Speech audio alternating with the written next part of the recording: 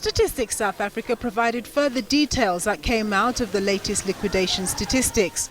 The 140 liquidations recorded in February 2025 include 14 compulsory liquidations and 126 voluntary liquidations. Broken down by the type of institution, 73 companies and 67 closed corporations closed their doors in February 2025. The number of company closures decreased by 2 cases year on year. And while experts in the field of business transformation have previously been more cautious about the apparent decline in liquidation stats, they suggest continued positive statistics may speak to the new political dispensation of the GNU, an easing in load shedding, as well as steadying inflation and lower interest rates.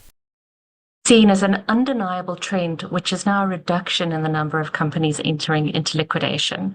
And I think we've been very cautious to view that optimistically. There's always been reasons why let's not get too excited, let's not read too much into that. But I think the trend for me is now undeniable, that liquidation numbers are on the decline. Latest liquidation news is relatively good news. There are concerns for those businesses struggling to survive, so-called zombie businesses, that may be one crisis away from not being a going concern. And while experts strongly punt the use of existing business rescue systems, it's not a service that's necessarily available to all businesses.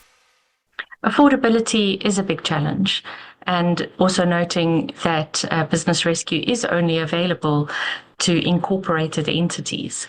So that is a challenge.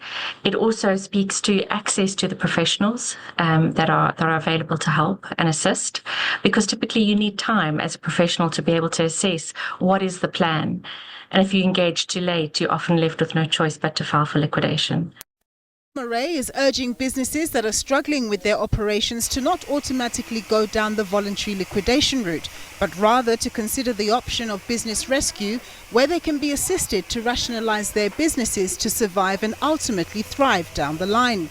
And adds that hope may be on the horizon in terms of more legally efficient business rescue and liquidation processes through the introduction of a new specialized insolvency court that's being piloted in Gauteng next month. Nampumela Losiziba, SABC News, Johannesburg.